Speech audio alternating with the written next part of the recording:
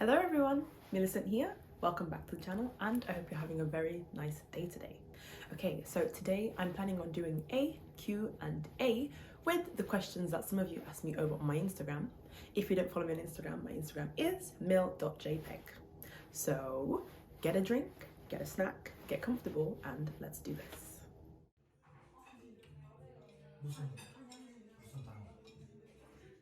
Question 1. What book has influenced you the most? So I'm going to be a little bad and kind of break this question immediately by answering it with 2 books instead. The first book is called The Book of Tea, which is by Okakura Kakuzo. The second book is called Goodbye Things by Fumio Sasaki. So the first book, The Book of Tea by Okakura Kakuzo, is actually my favorite book ever. It's a small book, actually it's a small essay, which was written in 1902, which basically talks about the Japanese tea ceremony, or chado. He also mentions flower arrangement, which in other words is called ikebana. He also talks about the tea room, chashitsu, and the tea master himself, and other things as well, for example, Japanese aesthetics and culture. One reason why I love this book so much and so hard is because he kind of, in a way, talks about this specific concept called Wabi-Sabi. And many of you, I think, will know, but for those of you who don't, it's a concept basically that talks about 2 things, wabi and sabi. The first being how everything kind of weathers and withers over time. So it kind of focuses and kind of like shines a light on our mortality. A bit morbid, but it basically talks about how one day everything will not be here. So we should kind of appreciate it while it is here. The second, I believe, sabi, is to be the perfectly imperfect. So how, for example, things that are not perfectly centered are considered more beautiful, and it kind of copies nature in a way, how nature is not perfect and it does as it pleases, and it kind of places an importance on the perfectly imperfect. One reason why I love this book and the things that I learned from this book are exactly that, how unfortunately one day we will not be here, and how there are many things that I want to achieve, and therefore I should try my best with the resources that I have and the opportunities that I have to go after what it is that I'm after. And the other thing that I learned from the book, in a way, is that no one is me more than me. No one can be me more than me. Therefore, I'm trying to be like my authentic self and remembering that, sure, I'm not perfect, but I'm perfectly me. And I just love the book. It's so like beautiful the way it's written, the topics it covers, and I recommend it to any and everyone. The second book, Goodbye Things by Fumio Sasaki, love also. So the book basically is about a guy who used to be a maximalist, so owning a little bit too much of everything. And he basically talks about in the book how he owned so many things that the objects in his house kind of owned the house more than he did. They took up more space than he did. And then basically one day he was like, I'm not doing this anymore. Something needs to give, something needs to go. So he eventually talks about how he eventually sold and removed his things and began to live a more simplistic and minimalistic life. Love the book purely because I think that for me, it really resonated. As one day, like I actually was looking around at the things that I have in my space and was like, do I need this? Do I like it? Do I want it? Do I use it? And sometimes it's like, yes, I do. I'm not in love with it, I like it, but like for me, like liking the object wasn't enough. Like I wanted to be in love with the things that I was surrounded by. So after reading the book, I actually eventually started to sell my things or remove my things. And I think the book incredibly helped me purely because when it comes to traveling, for example, I always and only carry the things that I love, want and need. So for example, when coming to Korea, it really helped me to kind of like whittle down like what I needed to bring with me and what I didn't need to bring. So yeah, the things that I had in my suitcase, I was like, yeah, need this, love this, want this. And anything else that was at home, I was like, I'm fine because I have everything that I love and want with me. So yeah, I would say that those are the 2 books that helped me out incredibly. The Book of Tea and Goodbye Things. Question 2. How do you cope with being away from family and a long distance relationship? In short, I don't. No, I'm joking. I would be lying if I sat here and said, oh, everything's rosy all the time. No, there are days where it's not nice and like, you know, you just want to talk to someone, you want to hug, or things like this. But I think I found a way to cope with it in my own way. As for family, back home in England, I have an older brother and an older sister, and we have a group chat. So we basically text every day. Every day. We literally talk every day, and it's rather fun. And the three of us will FaceTime whenever all three of us are free. As for my parents, I try to call them once or twice a week whenever I have time and whenever they are available also. So yeah, I think that's my way of kind of staying in contact with my family back home. And also, it's not really contact, but every now and then they will send me like a box of lovelies, we call it, of things that I've missed back home. So I think it's kind of like a way for us to, yeah, like stay in tune and stay up to date. As for the long distance relationship now, also difficult at different times as well. Hyunsuk, if you're watching this, hello. And yeah, it's difficult sometimes also because once again, when you just want to hug, you want to like snuggle or be spooned, it's difficult. But also for the same reason as with my family, we have a phone. Like I can text Hyunsuk, I can call my boyfriend, we can FaceTime, all the good things. So yeah, I think that's a way also for us to stay in tune with each other, and just remember that we really are not alone. We can be connected at any point, and it's really wonderful that we have these devices, hey? Another thing though is that even though it might be difficult sometimes that my family's in England or my boyfriend's like on the other side of the country, I do remember that in those moments I'm introverted and it kind of works to my advantage, because you know sometimes you want to be alone, and I use those times to kind of think and like reflect and like, you know, focus on myself, because it's not every day focus on everyone else, eh? Another thing as well is that I remember in those moments that I do have myself, and that even though people might not physically be with me, I can turn up for myself. I can love myself, I can care for myself and look after myself. And yeah, it's kind of like a more well-rounded way, I think, to focus on the time that I am alone. So yeah, that was a really nice question, and thank you for asking. Question 3, if you could change anything, would you, and what? Good question. I'm gonna be that typical person and say no, I don't think I would change anything. Purely because I think all of the things that I've been through have actually made me who I am today. For example, it might not be the nicest thing in the world, but for example, being bullied when I was younger for my name, like you'd have like name calling, like, so my name's Millicent, right? So people in my primary school would call me like Millipede, or like Millimeter, and you know, like it's my name, I can't change it, so I wouldn't feel the best. But then I think one day you kind of wake up, or like you're like pulled out of it somehow, and you're just like, wait, I'm none of these things.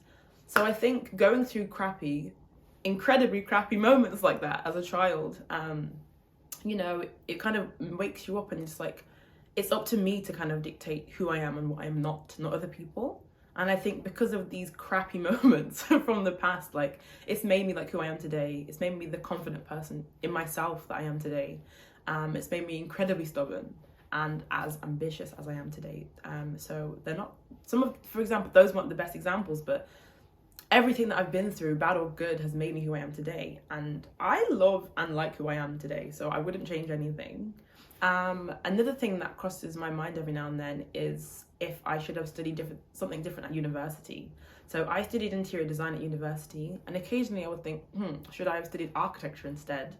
But had I studied architecture, I would have been at university longer due to needing experience, to be certified as an architect and all the good stuff. But if I had studied architecture, I would have been at university longer. I wouldn't have thought maybe to come to Korea, wouldn't have met Hyunsuk, my boyfriend. So no, wouldn't change anything. I'm grateful for the decisions that I've made, and no, I don't think I'd change anything. Good question, thank you. Question 4. What has been the biggest challenge for you living in Korea? Hanguk, Korean, literally, from the first day I arrived to this day, Korean has and is still a challenge for me. I obviously understand more now than I did from when I first arrived, but I think when it comes to kind of talking to other people or trying to explain myself in greater detail, there's always a way or like a limit to what I can say. Therefore, there's always a block. And I can listen, as I said, a lot more now. And I can listen very well, I think, to Korean, but the issue is when it comes to answering, I think I answer like an elementary school student, and sure, I'm still responding, which is good, but I'm greedy and I would like to talk more. So maybe talking like a middle school student would suffice. I don't know. Good question, thank you. Question 5. Is there anything you miss living in Korea? My best friends. Actually, you guys thought I would say my family, didn't you? I knew it. But no, as I mentioned, I speak with my family every day.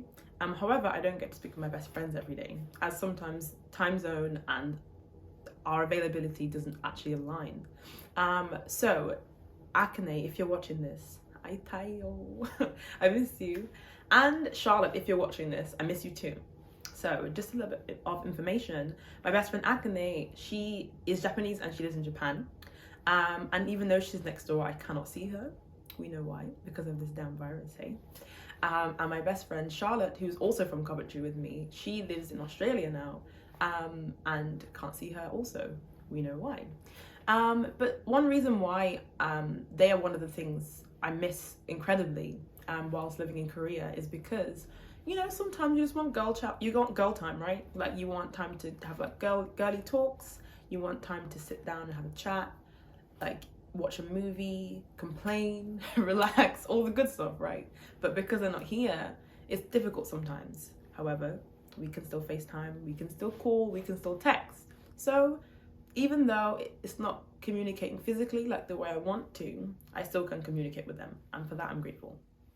And another thing that I do miss whilst living in Korea are the vegan and vegetarian options. Now, Korea obviously has some, but it's difficult to find them sometimes, and the majority are either in Busan or Seoul, I believe, and I don't live in either cities. But oh my god, I love vegetarian options. And basically I was in the UK recently and I was basically fangirling over all of the options everywhere. If you haven't seen my YouTube video of me in England looking at vegan and vegetarian options, I will link it below. But yeah, I kind of miss how there were options any and everywhere. But yeah, I'd say that those are the things that I miss. Question 6. What do you do when you feel stuck in life? Good question. Usually first, I find myself sitting in frustration. Like, why can I not figure out? Why does this not come easily to me? But like, it's a big ask, to be honest. But yeah, I usually find myself like mulling over, like something's wrong in my head, like again and again.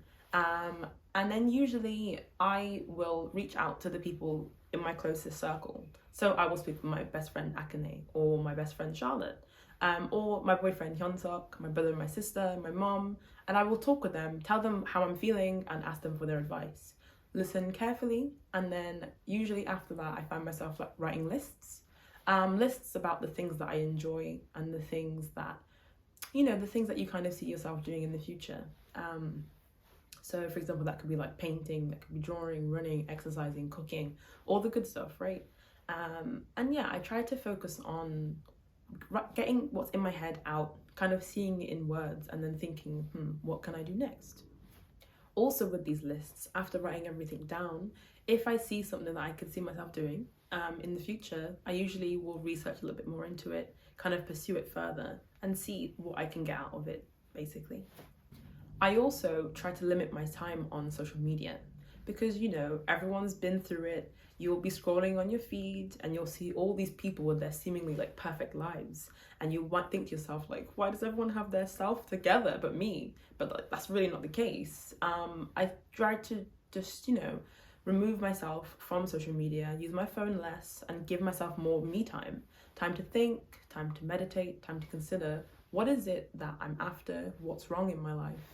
And, you know, just give yourself time to actually just exist and just be before comparing yourself to other people and kind of like, yeah, judging like where they are and where you are.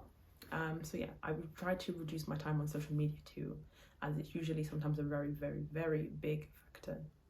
I fix my sleeping pattern also. You know, I make sure that I'm getting my 7 to 8 hours of sleep per night. I slow down, I take my time, I breathe, I think, I meditate, I exercise, I make sure that I'm getting my water. I also take more time in the shower, you know, like go slower, like soothe the skin, pay attention to yourself and try not to multitask, like do two things at once.